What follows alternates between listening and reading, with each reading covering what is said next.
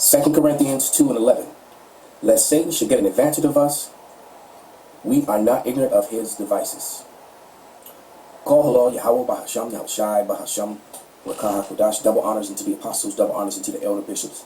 Salutations to all my fellow laborers that do this work in truth and sincerely, risking their lives and their freedom to do so. Now more so than ever, the would-be judges, the 144,000, the tabernacle of David, ordained to be the new ruling government, the new ruling class people here on earth above all other nations and governments, under the authority of who the world fraudulently and falsely calls JC. His name is Yahushai, always was, always will be. Right? And he's coming to set up his kingdom here on earth as it is in heaven. Finally, the laws of heaven will be applied here on earth. All right? Through the 12 tribes of Israel, headed by King David. He will rule, he will be the king over Israel forever, thus says the Holy Bible. Which means he's coming back, which proves reincarnation, by the way. Okay? And to the rest of the scattered elect, part of that governing body, that are scattered around the four corners of the earth, among the heathen nations, that has the appearance of the heathen nations. This is not a black-only thing, as many try to make it to control a false narrative and to try to throw shade on the truth. And to the few Akwath that are listening and learning, the sisters that are listening and learning, to you I say Shalom. This is your brother Malcolm from the branch of the Great Millstone here in Chicago, coming at you another lesson in truth. And as we await for the Lord to come back and establish his kingdom here on earth, the end is here and the end is nigh. And this video is a really good video. I'm going to have to let, I'm probably let about 8 minutes of it play, about 6 minutes of it play. You can see the name of the video at the bottom is Andrew Jink. It's, or, you know, I think that's how you pronounce his last name. This is how the system resets. And I believe that he's spot on. And even if it's not this exactly, it's definitely going to be something similar. Okay? And so they're using this war to do that, to create stagflation. As a matter of fact, let's get a definition of stagflation before he starts, which is an utter collapse of society. Stagflation is an economic condition combining stagnant growth, high unemployment, high inflation. It is a double trouble scenario because traditional policy tools to fight inflation, raising interest rates, can worsen unemployment, while tools to boost growth can increase inflation. It is often triggered by supply shocks. And we're having the biggest supply shock in the history of mankind, of recent history, right now, with the Straits of Hormuz being shut down and the war that is permeating through the Levant, which is going to only increase and bring the whole world into it. All right? So now that we, you know, you can go look this definition up, but supply shocks, a sudden decrease in supply of a commodity such as oil can dramatically raise costs for manufacturers while slowing production as seen in the 1970 U.S. oil crisis. So it's giving you causes and examples. Key characteristics. All right, so this is a bad thing, and this is being done purposely, all right, so that they can reset this system, okay? And we're beginning to see that more and more now. So without any further ado, I'm going to play about 6 minutes. I'm going to start the 12-minute mark. There's really a lot of good information, but I was listening to it last night as I was falling asleep, and he said a few things, and I had to go back and time mark and said, okay, this is what we're going to talk about. But I suggest that you teachers out there, you know, you prophets, watch this video, because I'm sure there'll be more that other brothers can bring out, you know, from this video, from the information in here. But here we go. Go burr again. If you remember that from 2020. The technical term for money print to go burr is, of course, quantitative easing, or QE. That is the option the U.S. will most likely pick. But and the average person doesn't even know what QE is, including people with so-called high IQs, or you know, lie IQs. But that is the only reason that America is still standing, because of QE. It would have collapsed in 2008. So what they did was the banks, basically they just printed a whole bunch of more money. And this is how you know, it keeps talking about America being in debt. How can you, the ruling class people, how are you in debt? What that tells you is that the banks, what they're telling you when they admit this, when they speak this way, they're telling you without telling you that there's a system in place that the government answers to, and that system is the banking system. And that the system is actually outside of the government, even though it bears the name of the Federal Reserve. It's a privately owned bank owned by the little hats. Yep, Rothschild Rockefeller in the world, and they do rule the world, and that's not anti-anything. That's just simply that's simply the absolute truth. Okay, that's all it is. It is the absolute truth. It's not anti any damn thing. There's a very big catch, because there's different types of QE. One of them does not affect your investment portfolio, and the other one does. Let me explain which QE I think the U.S. will pick. There's type 1 QE, which is what the Fed did in 2008. Yep, bank bail-ins. It's considered non-inflationary. It did not trigger a spike in asset prices. The rich did not get richer. Well, technically, yes, the bankers that got bailed out got richer, but the market assets did not inflate. See what I'm saying? Because remember, the financial system was collapsing, right? Banks were sitting on mountains of toxic, worthless mortgage assets. The Fed stepped in and bought those bad assets directly from the banks. That cleaned up their balance sheets, right? At face value, there was no new money that entered the broader economy. The central Papa Bank was like, hey, it's okay, guys, we'll forgive you for all those bad loans you gave out. Don't even worry about it, right? It's essentially a cleanup, and it happens completely within the banking system without the money flowing into the real world. That's also why 2008's QE didn't cause significant consumer price inflation. Right? That's type 1 QE, aka money printing. Type 2 QE is what happened in 2020. And this one's completely different. If you've ever wondered how Wall Street always wins, Of course, that this did not is happen going to blow your mind. when I watched the Everyone knows video. BlackRock is the world's largest asset Well, manager. yeah, well, Instead of BlackRock. buying assets directly from the banks and then just forgiving, Well, at least it was an interruption that actually fit into the video for a change. This BlackRock being one of those organizations that I'm talking about, those shadow, what they call them, A nationals. They're not loyal to any particular nationality or any nation. They just fund them, and when the use of a nation is done, which is pretty much America, they just get rid of it and fund the other side or fund both sides. It doesn't matter to them as long as they're getting paid. them, the Fed bought assets from non-banks and corporations and pension funds and regular institutions. And when that happens, those sellers deposit the money into their bank accounts. So banks are now forced to create new deposits. New money floods into the broader economy and people have more buying power. But the supply of stuff in the world didn't change. So then what happened?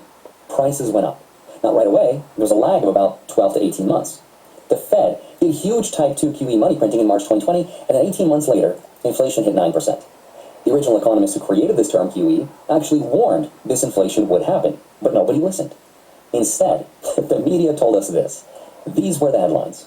Here's why economists don't expect trillions of dollars in economic stimulus to create inflation. They were all wrong. In 2020, BlackRock presented this exact type 2 QE at something called the Jackson Hole Conference. They essentially told the Fed what the plan was, and then 6 months later, BlackRock went ahead and did it. If you're really listening, they admit to you every day, and this got past me just like everyone else. There's a lot of lie IQs in America. What they admit to you every day with the stock market is that America is not in control. National corporations like BlackRock, which fund the Fed, all right, which are privately owned by little hats, those are the people who rule America. All right, probably more than likely they control and decide who gets into office and who doesn't. I'm pretty sure they have huge sway over the electoral colleges, which to show you that America's with their lie IQs, you got an electoral college, but you still go out and vote or believe in the voting system, but you have a high IQ. No, it's a lie IQ. More shame on your glory. You're really a bunch of stupid asses. Yeah, that's what I How said. all of this is related to what I'm talking about is that option number 2 is the option that the U.S. will have to pick. Printing money into the oil spike. The inflation that might happen after that could be a lot higher than 9%, 12 to 18 months after that QE. Mm-hmm. That would make this graph much, much worse. Right? This is where economic growth slows down and inflation goes up. That is called stagflation. And it's very, very... This is also when you have sedition among men. The riots, the raiding each other's homes and houses, the apocalyptic, Walking Dead scenario, not the zombies, but the fight between the people trying to survive, the people who try to build a community, and then the people who all they do is gather up resources and go rob communities. That scenario. That's what's going to happen. All right? And then to bring the peace back, to make everything okay again, everyone's going to line up to go get the digital system, the MOTB. That's where we're headed. Bad. Okay, so that is the setup. That's the world as I see it. And the next important question of this video is, well, what is the next phase? What comes after this? What is the opportunity to centralize power? And here's the best theory that I've come across. In order to understand it, you have to put yourself in the mindset of these central planners, the people who influence the world's policies. Here's the core problem that they have. The first major problem is AI and automation. Once AI is allowed to be unleashed into the economy, it's going to displace a lot of jobs. It's going to be painful because not everyone will be able to adapt. But let's say they do. Let's say, optimistically speaking, AI becomes so productive that we find ourselves in a perfect utopian world of abundance where no one needs to work. What's going to happen then? I think inevitably we're going to need some sort of universal basic income. If that happens, though, that's going to give society way too much free time, and people will start waking up. They'll start organizing. the political process becomes a real thing again. And that's not good if you're a central planner, because you want to be in control of that system, and you want people to be reliant on it. They don't want people voting. They don't want people challenging the system. They don't want people talking about the Constitution and the laws and fairness. All right? They don't want that. That's what he's saying. Okay? That's what he's telling you without telling you. They want to get rid of the old system. I've been saying for the last 15 years that the last thing standing in the way of the NWO is the Holy Bible itself and the U.S. Constitution. All right? Because in just all honesty, the most powerful and the decree that was ever decreed or written in America was the Constitution. You know, though they've never followed it, the wording in it, but if you read it as a document, it almost looks like it's something that could have come out of the Bible. With the way that it in paper, it dealt fairly with all people, et cetera, and followed a form of discipline and law. But they've never followed the Constitution, just like they've never followed the Bible. See, both were held up as a carrot, as a guide to make people believe that this place was holy and righteous. This place has always been wicked. All right? You know, just like the little hats use the Bible as a cover. They're Talmudists. They worship a whole other satanic book, a demonic book. Matter of fact, books, not just the Talmud, but there's other stuff that's attached to that book. All right? And they hold on to the Bible as a fraud to make it look like they're something that they're clearly not, which the world knows they're not at this point. All right? So this is Esau Edom's plan. Okay? He's going to bring in this chaos, and then he wants to try and come with a peaceful solution. Let's listen to a little bit more. And you want people to be too busy thinking about how to pay their bills, right? That's problem number one, and it needs to be solved. Problem number two, though, is the U.S. has almost $40 trillion in debt. It's growing faster than the economy, and now with yields going up, the cost of that... In debt to whom? How are you in debt to yourself? That's because the U.S. is owned by BlackRock, and I forget the other organization, all right? And, you know, the Federal Reserve. All these are little hat, you know, organizations, okay? This is why they have lobbyists here in America for little hats, and no other race, no other nation. That debt is growing faster and faster. So how do you solve that problem? The way to solve it is that you find someone else to hold the debt for you. You distribute it to the entire world, but... Which means they have to act fast, because before everyone gets rid of their dollars. All right, everyone's indebted with the U.S. right now. So that means that this is going to happen soon. If they prolong this and everyone drops their dollars, okay, then they won't be able to pull this off. So they got to make this crash come quick before all that happens. Instead of distributing it through inflation, right, because that only works as long as you're able to export it, as long as other countries want your assets. But what if... And everybody's dropping U.S. assets. And what if the next distribution phase is not the institutions? What if it's through people? Right? What if the best way to distribute this debt is already in everybody's pocket? So here's what I think the next phase of this new monetary system is going to look like. In a nutshell, what I think will happen is the U.S. debt gets privatized and uploaded to the world. Right? Every major corporation will become a bank. Every major app will become a wallet. You hear that? And every person on earth with a smartphone will become an unknowing creditor to the United States government. So, that being said, all right, what about the people who don't own a smartphone? There's still a lot of people who can't afford that. Right? So how, it says great and poor. Matter of fact, we're going to read that. Okay? So they're going, what's in the smartphone? The smartphone is enough, because you can lose your phone, leave your phone, drop it in the river, crossing the bridge. You know, it can be stolen. Drop it in the toilet, yeah. They're going to go digital, and he's telling you. All right? So, let's go to Revelation. Once you see it, you can't unsee it. And I don't understand why anyone would want to. Ignorance is not bliss. All right? Revelation 13:16. And he causes all, both small and great, rich and poor, free and bond, to receive a mark, like a charagma, and it's something inserted under their skin. That's what that means. In their right hand or their foreheads. And that no man might buy or sell, save he that have the mark, or the name of the BSAT, or the number of his name. All right? And when this happens, that's when all hell's gonna break out again, and the arrows are gonna fly from one end of the earth to the other. So this war is going to increase, these war, because it's the wars and the collapse of the system, and the dystopia living across the world, and here in Babylon and across the world, which is going to bring on this, usher in this new system, this stagflation period. Okay? And then they're going to come with that. And like the Lord said, when they are about to fill their bellies, then certain destruction will come. All right? And he's saying this with a smile on his face like, you know, it isn't that big of a deal. All right? He's just telling you, he's like, I figured it out. This is how they're going to do it. And it may not happen exactly like he's saying, but a roundabout way, he's right on point. Okay? So let's go to Proverbs. And anything they mean, they say, is all meant for evil. Proverbs 26 and 24.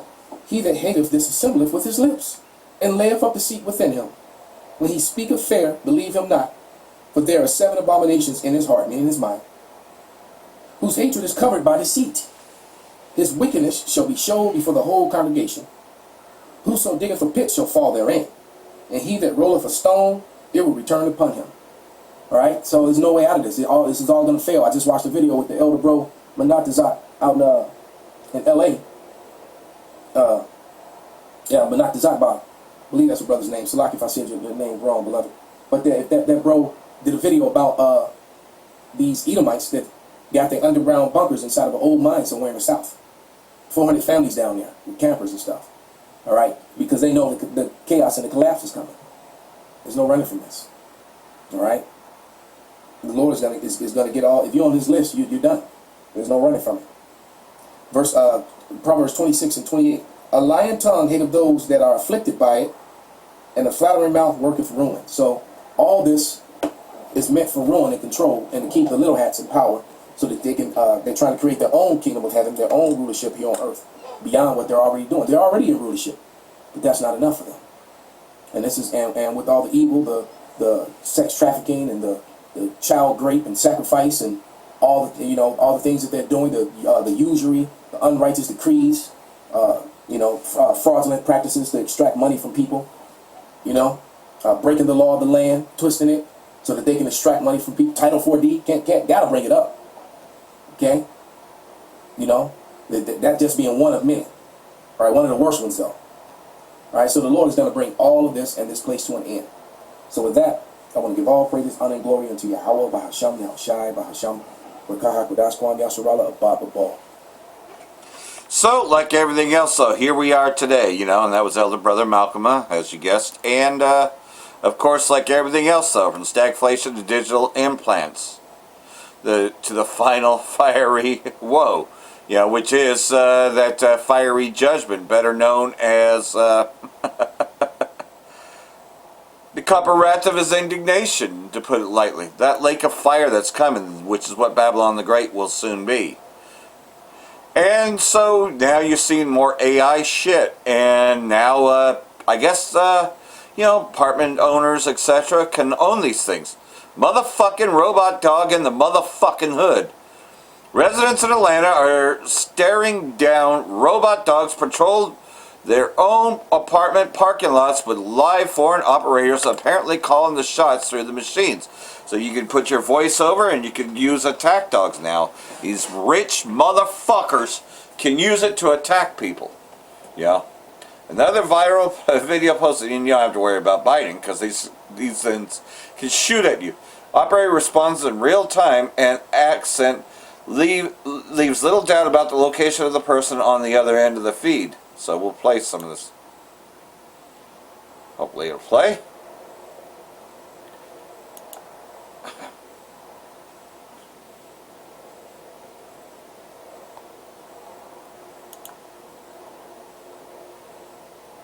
Trying to get it to play, Slovakia. There it is. They got the motherfucking robot dog in the motherfucking hood patrolling the apartment. What the fuck type of AI shit it is? What the fuck? He look like he finna bite your ass. Yo! Hello? Oh, baby, they what? How are you? Where are you at? I'm good. This a person on it. So, what y'all got this robot dog in here for? To watch the people so they don't take. Sorry. So we're actually like the robotic security dog here. So, what y'all got to tell us? Huh? Everything is being monitored and recorded. These goddamn gooks. You know? Piss me off, fucking jerks. These goddamn gooks have it, man, because of course the gooks, they fucking control a lot, man. So like everything else though, now giving commands. So here's another one.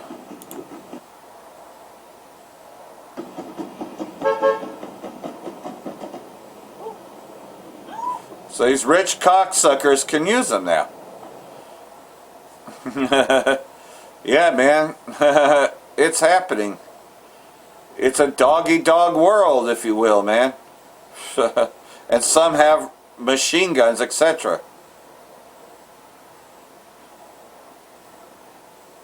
So here it is, man. Anybody can buy these things, right? Probably the ones that other apartment owners can run and all that is just to keep an eye on everybody and to talk to them through that, But I'm pretty sure that they have some sort of armaments on there. At least a stunning weapon, that is, within legal bounds of like mace or something. But nonetheless, though, you see where this is fucking going, right? You have no privacy. Man, you can't even just be walking around now. Like, let's say you just fucking try to chill and you're just trying to go get a fucking beer at 7-Eleven or some shit like that. Like you might around 9 or 10, you might be in the middle of something, might want to go get a beer or whatever. Now you got this patrolling your apartment parking lot. You can't even fucking be chill, This is where it is. They're watching your fucking every move.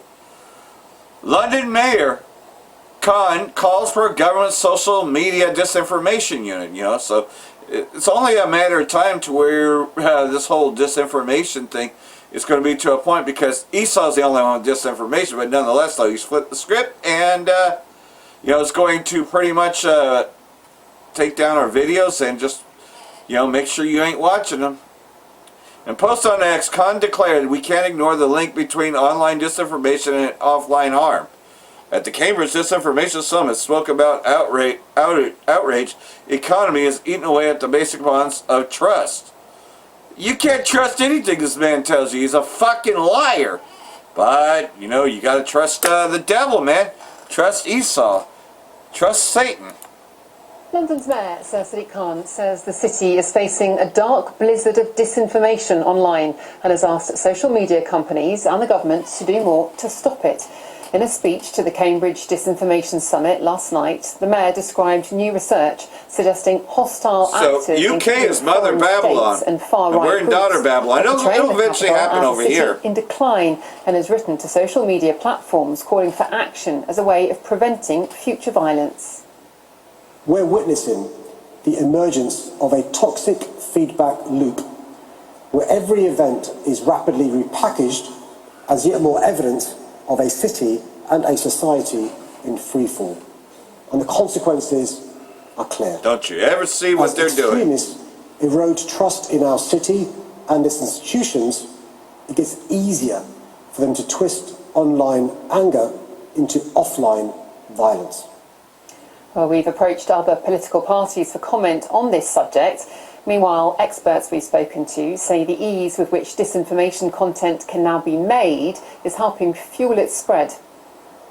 I think what we've seen in the last year or two in particular is that AI tools are now becoming increasingly more available to anyone to use. You can often just type in something on your keyboard and create a very realistic image or video in the space of a few minutes in some cases. And so I think what we're starting to see is that more and more people are being able to use these tools, and in some cases, unfortunately, for harmful purposes. So there you have it, though. There's another reason why they gave you AI rights. They can use it as an excuse to take away, from being able to be a whistleblower, being able to tell the truth, So you know what that's going to do to our videos, right? Well, like everything else, though, Trump's trapped. Strait of Hormuz choke points is resetting global order, which is all about a reset. So here we are, on Redacted, right? And he goes into a lot of things. Is Trump trapped by the Strait of Hormuz and a choke point that could have devastating reverberations around the world? Are we heading for a global recession? Of course, today we're watching what could be a peace agreement, but by all accounts seems like that's not going to happen. A peace delegation has, of course, arrived in Pakistan for today's meeting. J.D. Vance, Jared Kushner, Steve Witkoff, all there to hash out a peace plan, but the Trump administration seems to be preparing for the worst. Administration officials saying the bombing will resume. If a plan can't be reached within like 24 hours, they'll kick off this war again. Israel says the new leadership in Iran is more dangerous than the last one, so clearly Israel doesn't want peace. That's why they started bombing Lebanon and carrying out those terrorist attacks on civilians. Well, at least he's calling it terrorism. On Thursday, released a statement slamming Iran for only allowing Iran-friendly ships to flow through the Strait of Hormuz. And if you just look at the Hormuz traffic here, it's absolutely stunning. Look at this graph from February down to April. Virtually nothing. And then interestingly, of course, you had yesterday White House Chief Economic Advisor Kevin Hassett saying the Strait of Hormuz could be reopened in the next 2 months. I don't know where he's getting that information. 2 months, though. And the traffic is currently running at about 10% of the normal pace. He told Fox Business this information. But of course, if you listen to the Trump administration, you listen to Pete Hegseth, you listen to Carolyn Levitt, Trump shit and Heg shit in the White House, who are standing at the podium telling us that there was a complete and immediate safe reopening of the Strait. Hegseth said on Thursday that the Strait is now open. Under, like, in what world? What world are they living in? Some sort of bizarro fantasy world? It's not open. Or it's Heg shit. And then you have President Trump issuing a statement saying the results of the talks with Iran will be clear in about 24 hours. You already know what happened. Meaning what happens today in Pakistan, we'll know.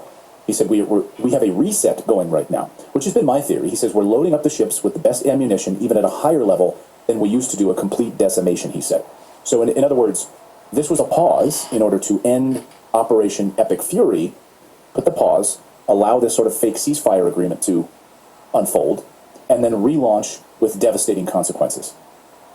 But Iran seems to be falling for it. They're there at this peace delegation, like allowing all of these ships to be refueled, allowing all of this ammunition to flow into the Middle East once again.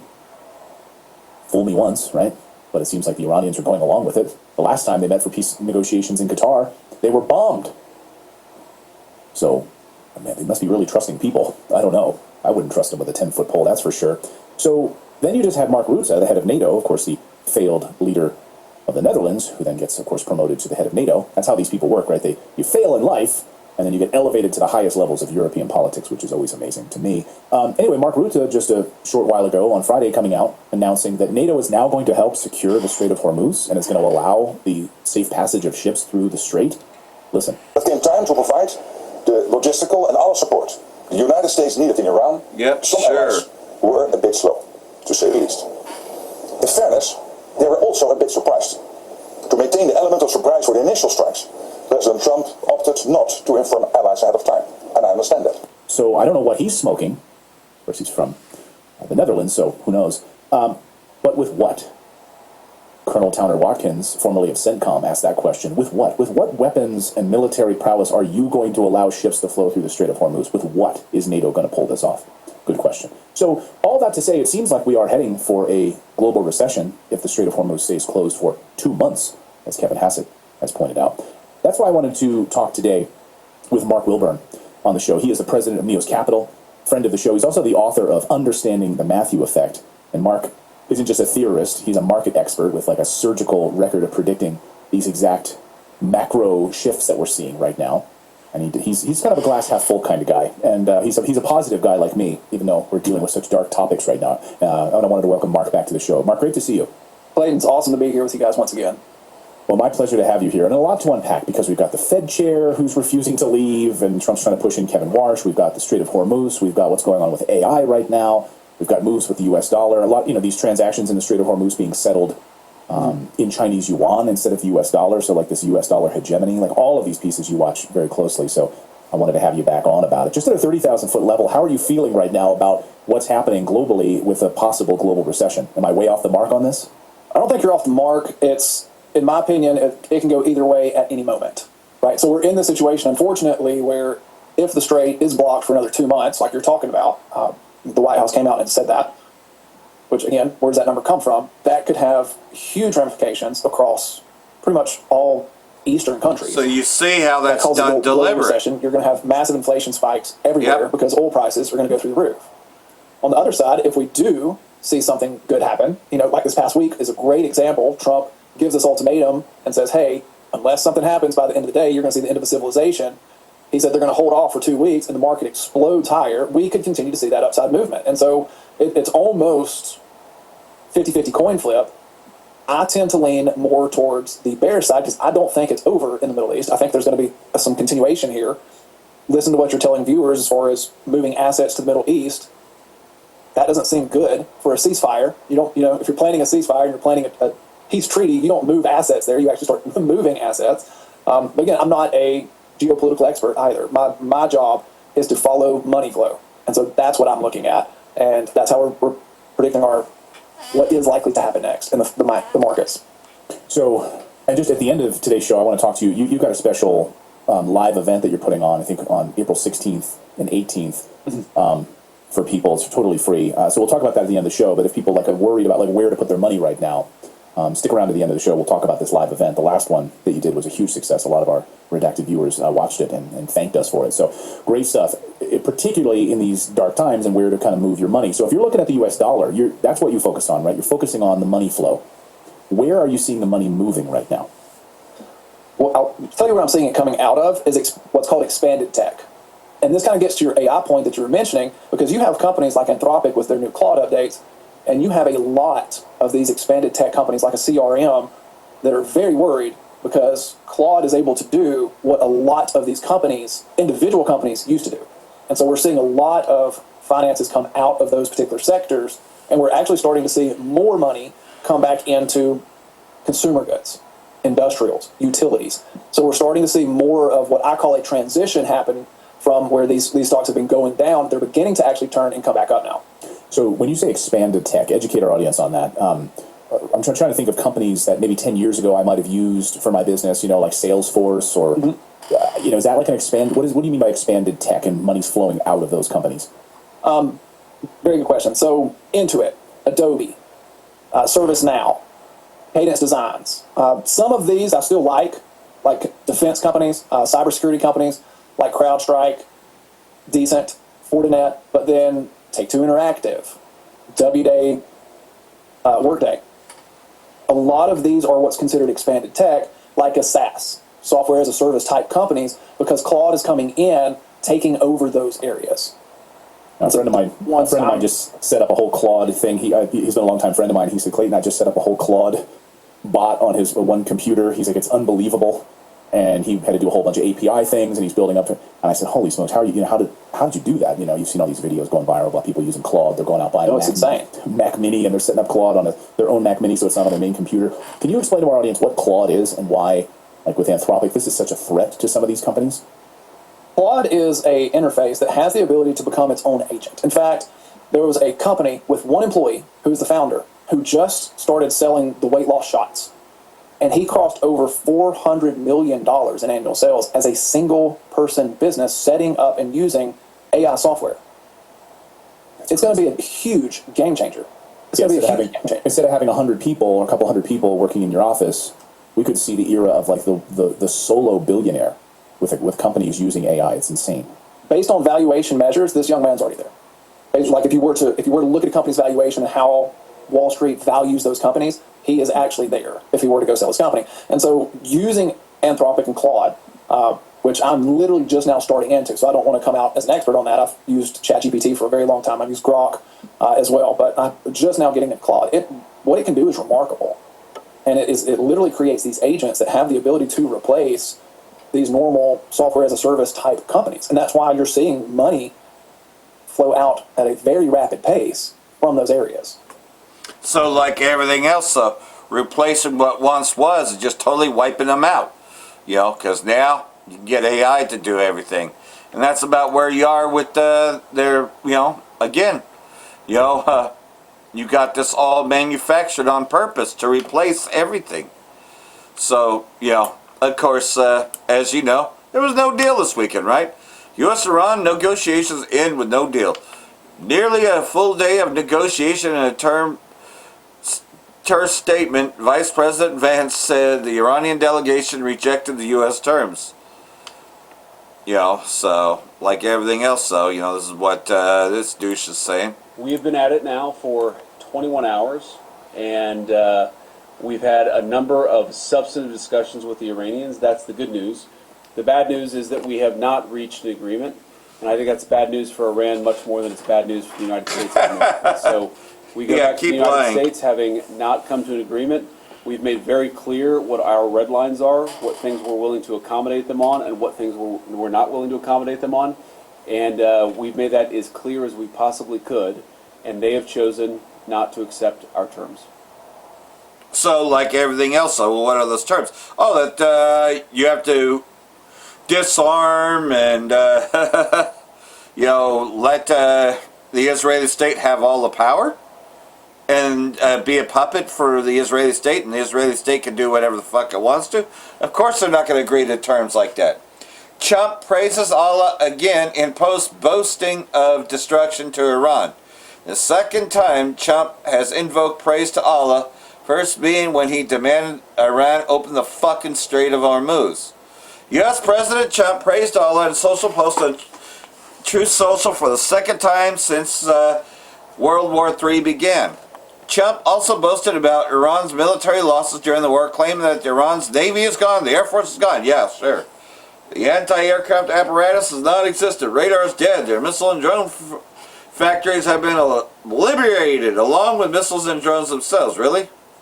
Most importantly, he added, their longtime leaders are no longer with us. Praise be to Allah. So there it is. This is the second time Trump invoked praise to Allah. So, like everything else, he later threatens the civilization eraser of Iran if it didn't comply with U.S. demands. Trump used the post to take shots at traditional U.S. allies, saying, we're now starting the process of clearing the Strait of Hormuz as favorites of the countries around the world, including China, Japan, South Korea, France, Germany, and many others. Incredibly, they don't have the courage or will to do the work themselves. So, like everything else, so Babylon is great, and all the other countries that didn't suck his dick, shame be unto them. That's basically what he's saying. Trump eyes limited strikes against Iran. Hormuz blockade after peace talks collapse. Well, Strait really never reopened because the Israeli state already violated the ceasefire. So who broke the ceasefire? Israeli state in a matter of 3 hours. Trump weighs limited strikes against Iran. CENTCOM confirms blockade began at 10:00 hours Eastern Time Monday morning and will only impact Iran-related vessels. President Trump begins blockade of the Strait of Hormuz, warns U.S. military will finish up the little that is left of Iran. So that's pretty much saying, oh, well, you know, we've taken out all of this shit, and so we'll just take out the rest. And so the Trump card is the naval blockade. U.S. could blockade Iran if negotiations for a peace deal fail, Trump indicated. So the U.S. will blockade Iran if negotiations for a peace deal fail, President Trump indicated. If Iran refuses to accept the final deal between the U.S. offered Saturday, Trump would bomb Tehran back to the Stone Ages, as he vowed. So there it is. There's his threats. And that's where he was praising Allah, right? You know, for the destruction he's about to create. Navy blockade of Iran begins today. The U.S. Navy will begin blockading Iran via the Strait of Hormuz. U.S. Navy will now begin blockading Iran via the Strait of Hormuz, U.S. Central Command confirmed Saturday. The blockade will be enforced impartially against vessels of all nations entering or departing Iranian port and coastal areas, including all Iranian ports on the Arabian Gulf and the Gulf of Oman, Post said. Additional information will be provided to commercial mariners through a formal notice prior to the start of the blockade. All mariners are advised to monitor notice. So basically, the U.S. is trying to play the game back. With the USS George H.W. Bush Aircraft Carrier Strike Group heading into theater, joining the 2 carrier strike groups already there, and along with thousands of Marines in the Pacific, these additional forces will be on station when the ceasefire ends next week. Perhaps upping the ante with the negotiations. Tommy, President Trump telling our own Maria Bartiromo he has ordered a blockade of the Strait of Hormuz, as you mentioned, in the hopes of bringing Iran back to the negotiate. Yeah, good luck with that. Yeah, fuck news. So anyhow, more on this from this channel. So like everything else, though, now the U.S. is blocking their shit, right? This is another tit for tat, but shutting down global economy, bringing in a global economic crash, you know, between both the East and the West. People remember me warning over a month ago, before the war against Iran even began, that the U.S. was going to wage war against Iran specifically to further isolate both Russia and China, and how the overarching goal here is ultimately to contain, degrade, destabilize, and eventually collapse China. Well, now here is the United States openly declaring a blockade on the Strait of Hormuz. And people are making the joke, a blockade on a blockade, and now it doesn't make any sense. But actually, it makes perfect sense. And I warned over a month ago in this video, this was during day 11 of the war, a U.S. war on Iran is a U.S. war on China. And I was talking about a distant blockade being placed on China in the Strait of Hormuz. And if you look at what the United States is doing all around the world right now, this year, the U.S. attacked Venezuela this year. They kidnapped the president and they seized Venezuela's oil resources for themselves. This route going from Venezuela to China has been cut. All of that energy is now flowing to the United States. The U.S. is waging war against Iran, and it has destabilized the flow of energy out of the region. From the very beginning of the conflict, Iran closed the Strait of Hormuz. And people said to me, Brian, even though the Strait of Hormuz is closed, Iran is still allowing ships to pass through and go to China. Well, now, not anymore, because the U.S. is saying they are going to stop those ships. And I warned that the U.S. was going to stop those ships. I warned that, and I said specifically when the U.S. announced deploying the U.S. Marine Expeditionary Units, MEUs, to the Middle East, that is exactly what they would be going to the Middle East to do. I explained the components of the Marine Expeditionary Units that would be sent, at least 2 of these 3 ships, and all of the tilt-rotor helicopters and boats that would be accompanying these ships. And people are now saying, Brian, there's no way that the U.S. can blockade the Strait of Hormuz, because they imagine the U.S. has to be in the Strait of Hormuz to do that. And that is not true. Just like Iran does not need to have forces only in the Strait of Hormuz to block the Strait of Hormuz. They can disrupt traffic anywhere before or after the Strait. The ships pass through the Strait. And the United States can very easily, well outside of the Strait of Hormuz, interdict ships here. And these ships can remain well beyond the range of Iranian anti-ship missiles and drones, and they can use their helicopters, their V-22s, and their boats to approach and interdict the ships. They have drones they can use for, and it's not just so you get the idea. It's drones. An entire global shutdown. Military presence in the region. To usher it in. They can see the ships that they want to track go through the strait. They can follow them until they're out in open waters, and then they can have the MEUs, helicopters, and fast boats approach these ships. There's no way they will outrun them, and they can land Marines on the ships, and they can seize the ships. And I warned about this, and I warned about how all the way back in 2023, under the Biden administration, the U.S. Marine Corps was completely reshaped specifically for war with China, but not storming the shores of China and invading China. No, to interdict Chinese shipping, to strangle it economically. And the BBC article from 2023 discussing how under the Biden administration the U.S. Marine Corps was reshaped. They talked about how the infantry battalions were reduced, the helicopter squadrons were cut, all of their tanks were gotten rid of, and instead they relied on long-range guided rockets like HIMARS, the guided rockets, the ATACMS, the PRISM missiles, and new anti-shipping missiles. And the whole point of this anti-shipping force was to either hold these straits here in the Asia-Pacific, or, as we can see now, the Marines being deployed to the Middle East so they can hold the strait here. And again, because they don't need the ships to actually do the interdicting, they need the assets on the ships to do the interdiction, they can do this without putting the ships themselves at risk of being hit by Iranian anti-ship missiles or drones. And these aircraft are not actually even confined by the amount of fuel that they have and their default range, because all of these aircraft are capable of being refueled in air, in mid-air. So aerial refueling can take place, and these helicopters and V-22s can stay aloft, and they can go further than they could if they were just operating directly off of these ships. So please keep all of this in mind. And for people who did not see this coming, and who for whatever reason believed that Israel somehow convinced the United States to go to war with Iran, and it has nothing to do with China, just look at this map and how obvious it is what the United States is doing. And look, the CNN article talking about the U.S. That's why it's a third world war. Even mentions China, how this is going to directly impact China. Another thing that I had talked about was the fact that the U.S. seeks primacy. That is its overarching geopolitical objective. Primacy over the globe. I've talked about how the multipolar world is on the rise and how the United States cannot compete head-to-head with the rising multipolar world. What could the United States do to stop the rise in the multipolar world? What does modern civilization depend on more than anything else? And the answer is energy. Cutting the energy flowing from the Middle East isn't just going to hurt China, it's going to hurt all of the multipolar world. Here in Southeast Asia, the majority of the nations here in Southeast Asia are getting their energy from the Middle East. They're not energy independent. They're not getting their energy from the United States. They are getting it mainly from the Middle East. Many nations in the region are in an emergency trying to cut deals with Russia. But for the time being, most of their energy comes from the Middle East. The United States knows this. They are energy independent. They brag about this constantly as they disrupt energy for everyone else on Earth.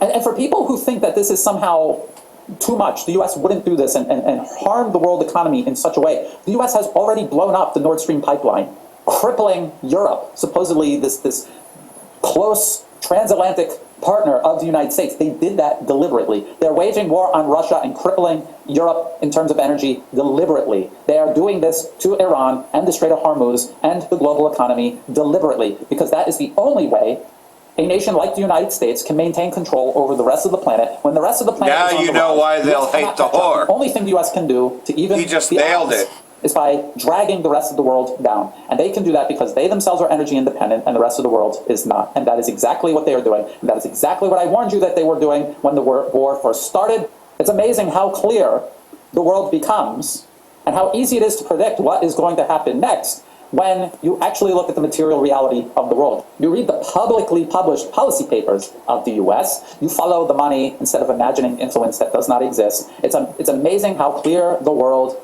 can suddenly become. Now, if you thought this video was useful, please like and share. So there you have it, though. This is, as well, going to cause them to hate the whore and burn her with fire, right? Because the whore, you know, is made everybody dependent on it, right? And so, like everything else, so this guy also break down a few things, so I'll play a few minutes of his video as well. And just like Jimmy Dore, he uses a little bit of humor too. Oh boy, yep, let's go into the Samson option and the possibilities of a nuke being used here during this ceasefire. What?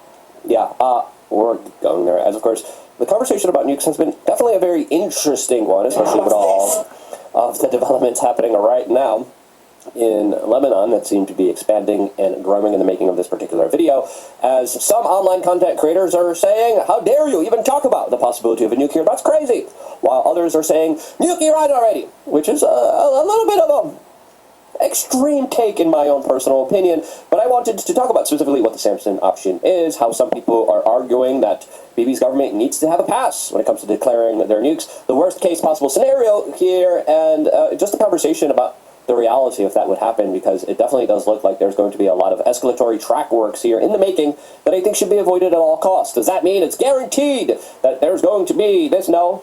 There's a small possibility. It is on the table. It is being talked about. Very small possibility, but I think still worth talking about. We know Damascus is right in the equation. It looks like villages in Lebanon, when nuclear weapons goes off the map, as the situation there is definitely severely escalating. J.D. Vance is on his way to Pakistan to negotiate, and so are a lot of our military personnel that are also in the region that a lot of people believe could be the pretext and a surge of troops that could be fighting a bigger, prolonged, expanded conflict there. Now, the Iranians are coming out and saying, hey, okay, stop the war in Lebanon. Give us our frozen assets, we'll negotiate. That's what's happening right now, as we're hearing some conflicting information about the Strait of Hormuz, whether it's open, it's not. Trump expressed his frustration, and he just says that the, quote, Iranians don't seem to realize they have no cards other than a short-term extortion of the world by using international waterways. The only reason they are alive today is to negotiate. President Donald J. Trump. Now, the only reason that they're alive is Trump also threatened to kill an entire civilization here. He didn't. He created a ceasefire. I'm happy he created a ceasefire. I think that's a promising move here. As Trump also said, Bibi promised to be sort of a little bit more low-key in regards to Lebanon, and then he has created one of the biggest type of military bombing campaigns of recent time. It's like, oh, that's not good. As the defense minister for Bibi's government came out and talked about how there might be a potential occupation of Lebanese territory to specifically deal with the threat. Tucker Carlson just had Steve Sweeney on his show discussing what's happening right now in Lebanon, where Bibi's government is accused of going after civilians. They're right. Yeah, I mean, you look at the Greater Israel project itself. Now, I mentioned Yaroun earlier. This is the place where the mosque and the church were destroyed. Now, earlier this year, a few months before the escalation on March the 2nd, this group of settlers came in across the border or very close to Yaroun, and they planted trees. And the message was this, I can't remember the exact terminology that they used, but this was them planting their roots in Lebanese territory. And they believe that Lebanese territory, biblically, belongs to them. Now, you know, you look back a few years ago, and this could have been seen as a conspiracy theory or a fringe kind of movement. But this is now right at the heart of the Israeli government. Smotrich and Ben-Gvir are advocates of the Greater Israel Project. Benjamin Netanyahu himself is a supporter of the Greater Israel Project. This isn't kind of like a fantasy. This is happening now. It's unfolding in real time in front of our very eyes. So that's, you know, and they have some rabbis in Israel that justify this religiously as well. They will say that this is the land that belongs to them according to Holy Scripture, and this is why we're seeing this whole-scale destruction. Now, some people are saying that this is the plan here. Some people are saying it's not. It's in retaliation against Hezbollah going after Bibi's government and Bibi's territory. The Russian foreign minister came out and condemned what Bibi's government is doing and called for an immediate ceasefire. Now, I hope it just happens just for the people of Bibi's government, of Lebanon, for the Iranians. I just hope that there's a de-escalation of tensions, because very surely, I mean, the worst-case possible scenario here that I've always said here, and again, I said it's always a slim possibility, is the use of nuclear weapons. Now, again, lots of prominent right-wingers, some of them are saying, it's confirmed, it's going to happen, and I'm like, okay, guys, calm down. Right? There's a small possibility. I think it should be discussed seriously and not in a hyperbolic kind of clickbait way. And on the other hand, you have other right-wing commentators that are the neocon never-Trumpers previously before the establishment right now that loves this war and cheerleads it, that are saying, yeah, we got to use nukes. Let's use nukes. As Mark Levin literally talked about how, hey, we might have to use the Samson option here. Keep talking about Hezbollah and 150,000 missiles. What do you think Israel would do if Hezbollah shot 150,000 missiles? Israel has nuclear weapons. I'm not saying they would use them, but if they actually thought their major cities would be obliterated, maybe it's time the enemy starts to worry about what Israel might do. This isn't urgent. Yeah, see, that right there is the Samson option, which has been considered, which has been openly talked about. Simon Hirsch originally released it. It has big biblical context. We'll get into exactly what it is. Other influencers talking about it. Doesn't matter if they have nukes or not. Just really quickly before we do, we just wanted to... So, like everything else, though, well, you know that this thing ends in a nuclear conflict. And we already know who starts it first because the scriptures tells us. It's a no-brainer that the least of the flock, Amalek's the one that starts it, which are those Israelis. Draft registration becomes automatic in December. Well, like everything else, though, well, we knew this one was already here. Brothers have already done videos breaking that down. Its year-long progress begins with enactment of the SSS proposal for automatic registration in December 2025. The new scheme to go into operation December 2026. So, it's happening. And you know they're going to use the draft very much so. And so, like everything else, though, Stu Peters breaks it down as well. You know how the Israelis, the Amalekites, the least of the flock, deliberately broke the ceasefire. Why? Because King Bibi's trial. You know, as long as they're at war, they don't have to go through with the trial. So, like everything else, reiterating everything that's going on and how this is delivered. And don't forget, though, that Trump also is trying to get away from the Epstein files. That's why it was Operation Epstein Fury. So, like everything else, though, they're going to call this part of the operation, the one that just happened, Operation Epstein Fury. But then they're going to call it something else, kind of like there was Desert Shield, then became Desert Storm. You know, you get the idea, you know, the posturing, you know, it probably... you know, because some other dumbass fucking name, you know, because we already know, though, that what's happened, though, is that this thing's getting ready to wrap up. It's done deliberately because of an economic crash worldwide, but the Third World War is in our presence today. Hook it up to Stu Peters Network with all the intro music. It's just so hype. Comments on Spotify and Apple Podcasts. They probably just listen to the intro music and then just move it along. Keeping you up to date on everything Iran and Israel. Israel obviously calling the shots. President Trump cannot say no to Benjamin Netanyahu. And this thing is going all the way. You know about that ceasefire plan. Obviously Israel completely blowing that entire thing up. Hurling hundreds of missiles within minutes and bombs into residential neighborhoods in Beirut, Lebanon, across southern Lebanon. You know, villages that have been around for 7,000 years, civilizations that have been around forever. And they are just laying waste to civilians all over the place, which of course Iran views as a violation of the ceasefire because they realize that Israel is a proxy of the United States. They realize that it's really difficult to discern a distinction between the United States and Israel at this point. They are really just one and the same. It's the American-Israeli war machine. That's why we call it the Israeli state. In the way of the conquest of Greater Israel. So you can expect this to go all the way, you know. And even when the ceasefire was on the table, immediately that evening I was like, well, this is not even going to last for 24 hours. And then what do you know? By the time we went live on, I think it was Wednesday, at 7 p.m. Central, 8 p.m. Eastern, I had to say, hey, Iran shut down the Strait of Hormuz again. Iran controls the Strait of Hormuz. In case there's any questions here, I don't know if Trump has a question, or if Pete Hegseth, or Marco Rubio, or Mark Levin, or Lindsey Graham, I don't know if they have a question about who it is that controls the Strait of Hormuz, but I think Iran is flexing, and they are showing the world who it is that controls the Strait of Hormuz. Trump tried everything on the Strait of Hormuz. He tried the Truth Social threats. That didn't work. In response, the Iranians just released super-based Lego-themed videos dragging Trump. They're definitely winning. As much as they are militarily winning the war in Iran, they are also winning the information, the propaganda war. You notice the drip? The new SPN hat, spnstore.com. The drip is just, I mean, it's almost disrespectful. It's almost disrespectful to be walking around town just dripping like this. You can find all of this swag at spnstore.com. I was just looking here in the monitors. I was like, wow, that hat looks great. It's a Richardson hat. We didn't cut any corners. Everything is high quality, the best quality for you. spnstore.com. There's my mini shill for the day. That's the mini shill. We got to get the shills out there. We got to promote, because obviously you are the reason why we stay on the air. And then, of course, a few super-based sponsors that have been with us. Carlos Cortez is in the green room. It's time for Stu Peters Financial. Obviously, it's Saturday, and I said that this was an emergency situation because it is. And the charts don't lie. There's all kinds of different things that are happening here. But obviously, what we have been talking about for 7 years almost now is the great financial reset, the imminent CBDC rollout, the digital ID, the social credit scores. We were talking just the other day with Frankie Stocks about your voter score, which they rolled out in, I think it was Virginia, where they're telling you, hey, if you don't register, if you don't go over here, if you don't fill out this form, if you don't tell us about the way that you vote, your voter score will drop. Well, voting is fake. Elections are rigged and stolen. These people are installed.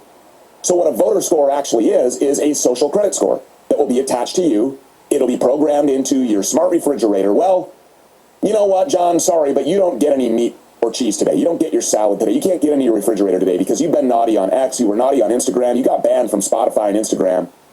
So, you know, we've got to limit your food intake for today as they starve the Palestinians in Gaza, which we have watched since October 7th, 2023. But it's been happening for decades. We just now have been able to recently see all of this broadcast in 4K, and that's the real white pill about October 7th, is that people are now finally starting, as it is slammed in their face, and there's nowhere for them to run away from this, you know, really sensitive information about these people who love to call themselves Israelis, these Eastern European settlers, these wanderers, these Talmudic tribesmen that are just wreaking havoc, militarily speaking, dropping bombs on innocent children. Did you see the Tucker Carlson video? I think he was the first one to air it. It was on X. It was horrible. A Lebanese little girl just walking around with her father as hundreds of missiles rain down in residential neighborhoods in just a matter of minutes. And that was like just hours after Trump had brokered some sort of I guess what they're calling a ceasefire, which of course was never real to begin with, because Iran released their 10-point plan, their list of demands really, and they are calling the shots as far as this war is concerned. So Israel's calling the shots for Trump. Trump's doing everything that he can, but the United States military can't muster up the wherewithal to defeat all of the secret weapons, the cost-effective weapons, the impenetrable, you know, boundaries and barriers just based on the topography of Iran with the ice cliffs and the deserts and the thick urban areas and the Strait of Hormuz, which of course is a fatal funnel. It is a death trap. We've been talking about the Strait of Hormuz being ground zero for the biggest false flag where you will inevitably see, and it is still obviously baked in, that if this military action is going to continue, you will see American service members en masse losing their lives in the Strait of Hormuz. We saw what happened to the C-130s, and this was not a rescue mission for 2 downed pilots. That's not what this was. Obviously, everybody knows that. And what this actually was it was the Trump administration and Pete Hegseth and, you know, the American war empire. As I said, it's difficult to draw a distinction between the two. Israeli, American, they're using the same tactics. They're double tapping. They're violating ceasefires. Did you know that in its less than 80 years of existence, Israel has violated ceasefires more than 900 times? Why would anybody ever believe them ever? They are a band of habitual, compulsive, sadistic liars. That's all these people do. Trickery and mysticism and lies. Yeah. You know, of course, mixed in and with you know all who the the things that they love to do to Khazars kids. Mixed in with all of the sexual degeneracy and the filth and the perversion and the pornography and the transgenderism and the slavery and the usury. It's all built in. And now we're seeing the effects of that play out as, the central banking cabal and the Rothschild private equity firms are doing everything that they can to try to punish the Iranians into submission. So if they can't do it militarily, they're going to try to do it economically. And when I say try, I'm stressing that, try, because I don't believe that they will be able to do that. Because again, Iran controls the Strait of Hormuz, where 23 or 28, something like that, 23 to 28 million barrels of crude oil every single day, Iranian crude oil, by the way, which is an easier oil to refine than the Venezuelan oil that Paul Singer wrote a check to President Trump for, to go and kidnap the president of a sovereign nation in the Western Hemisphere and drag him back to New York. Whatever happened to Nicolas Maduro? Where's he at? Where is Celia Flores, Nicolas Maduro's wife, who was also kidnapped that day? So it's all hitting the fan, but the charts don't lie. So here's what these people are trying to do to the Iranians. This is the Iranian rial, which is their currency. It's the equivalent of our dollar, the high interest promissory notes, this fiat currency. It means nothing. It's worth nothing. It can be completely manipulated. The fiat system all over the place, whether it's the dollar or the peso or the euro, the same people control all of this paper monopoly play money. It's all fake, and it all results in high interest promissory notes paid back to the Rothschild central banking cabal, whether it's the Federal Reserve here, the central bank in America, or whether it's a central bank in Venezuela or in the UK or in Mexico. Wherever the fiat Rothschild fake cabal is running their fake currency, you can see that it will be manipulated very easily. And like everything else, though, well, it's really about, contact tracing. Remember that term? Yeah, that was brought out in the coronavirus hoax, right? Yeah, they want to be able to track your every move, right? With these microscopic tags, which is the MOTB. And so, you got a lot of maneuvering around during the so-called ceasefire, which really never was one, but nonetheless, though, they're still calling it, and they're talking about limited strikes, as I'm going to read some more articles here. Pakistani warplanes land in Saudi Arabia for start of mutual defense pact. So Pakistan and Saudi Arabia have an agreement between each other. Pakistani military force arrived at Saudi Arabia's King Abdullah's air base on Saturday as part of a strategic defense pact between the two countries. King's Defense Ministry announced. Now, this is going to be a third world war, so everybody's going to be picking a side, but everybody's going to be fighting there. Because this is the Most High's doing, getting all the nations together there in that Valley of Jehoshaphat. You're looking at it. Pakistani force includes Air Force fighter jets and support aircraft. Was sent to Saudi Arabia to enhance joint military cooperation, raise operational readiness, and support security and stability in the region, the ministry statement said. So like everything else, though, everybody's maneuvering around that area. U.S. warships transit the Strait of Hormuz for the first time. So like everything else, though, now they're blocking the other half, which you caught the video. So this is just reiterating. Several U.S. warships transited the Strait of Hormuz. Wait, they're saying that they went in. So this is what the U.S. is saying. Several U.S. warships transited the Strait of Hormuz for the first time since the war began, as peace negotiations got underway in Pakistan. But wait, there's more. Got to read this side. Iran's military denies the U.S. claim of vessels transit in the Strait of Hormuz, meaning that they never even got there, and the Strait of Hormuz is still closed. So, which side do you believe? Well, which government lies to you all the time? Which one's been telling the truth the whole time? So, no, they never got through. Spokesman for Khantam al-Naba Central Headquarters has roundly dismissed the U.S. Central Command claims about the passage of military vessels in the Strait of Hormuz. The permission for the transit of any vessel in strategic waterway is within the authority of the Armed Forces of the Islamic Republic of Iran, Lieutenant Zaghafi said in a statement released on Sunday. Separately, the IRGC Navy announced that any attempt by military vessels to pass through the Strait of Hormuz would face a harsh confrontation. So they're saying quite simply, they never even got there, so this never even happened. Wow. I mean, isn't that surprised that you got Trump shit, you got Haig shit, and you just got constant lying? The U.S. stepped back from Iran. Its allies will remember. So like everything else, they see that the U.S. has a tail and that they started running. What will be the consequences for the U.S. refraining from taking extreme measures against Iran? Yeah, they just see this as a bully that keeps on threatening and then backing off. That's what they see. Too early to say what kind of lasting order, if any, would emerge in West Asia after the failure of the U.S. and Israeli campaign against Tehran. But then again, we know this war is still going on. Yet the decision to avoid escalation, ultimately the destruction of an entire civilization, already allows for several conclusions. Not only about the region, but about the wider trajectory of global politics. So, you know, they're pretty much saying that, okay, this is a bully you could stand up to, that really just barks a lot more than it bites. IRGC Navy warns military vessels of firm response to attempts at crossing the Strait of Hormuz. So once again, you know, there's nobody that's getting through. And you still see his picture there because he's the main commander. IRGC has warned military vessels of firm response to their potential attempts at passing through the Strait of Hormuz. So again, you know, they know not to defy them. So now the U.S. is blocking on the other side of it, so Iranian oil can't go there. So no oil, okay? Worldwide oil, you can forget it. Never mind, forget it. You wouldn't understand anyways, or, you know, the 2/3 are going to be blinded about this, but this is going to be a global shutdown. It's a global financial shutdown once you get rid of the oil. And that's exactly what has happened, blockade to blockade, on both sides of it. Iran reportedly has no plans for new talks as the Islamabad sit-down ends with no deal.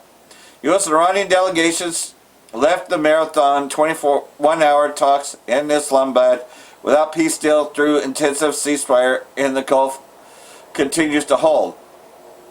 So still, it's a somewhat of a ceasefire, but there's no deal. That means that this thing will still resume in 2 weeks. But I think it'll be even sooner than the 2 weeks anyways. Israeli state and Turkey trade accusations as tensions widen over Syria and Gaza. So like everything else though, you know, again, Turkey's getting tired of it. They're getting tired of what's going on. And like everything else though, they also know about the Israeli plans to invade Turkey when they're done with Iran. King Bibi's speech showing map without Palestinian West Bank adds concerns over territorial claims. Because like everything else though, on the issue of the Palestinians, you already know where Erdogan stands on that. And post on X, King Bibi accused President Erdogan of massacring his own Kurdish citizens and accommodating Iran's terror regime and its proxies. King Bibi increasingly shifted his rhetoric towards Turkey in recent months as Ankara moves closer to Greece and Cyprus. Turkey responded to King Bibi's accusations with officials in Ankara described King Bibi as the Hitler of the era, citing Israeli military actions against Gaza and across the region. So they're pretty much calling him a bully, like Hitler.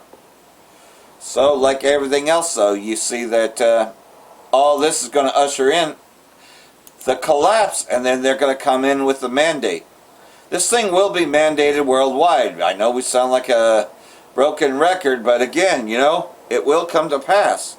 And you already know what the consequences are. The cup of wrath of the indignation for receiving it, for receiving the implantable micro C-hip, which will commerce out of this. Because that's the only way that they're going to be dealing. Sure, they might bring out some digital stuff, but eventually they're just going to say, well, how are we going to control all that? And then this is going to be the answer. So you're seeing it real time. So I'm going to read the main verse here. And he causes all, both small and great, rich and poor, free and bond, to receive a mark in the right hand or in their foreheads, that no man might buy or sell, save he that has the mark, or the name of the beast, or the number of his name. So if you don't have it, you don't have it in you, you're not getting through. You're not going to be able to make purchases. Everything's going to be denied. The phones ain't going to work. Nothing's going to work anymore. You're going to have it. And that's coming. And it's being done deliberate.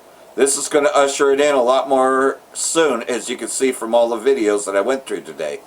So hopefully this has been edifying for those who say Barak the Yahweh, Barak the Yahweh Shai, Ba'ashem Rakakadash, Wa Abba Babal.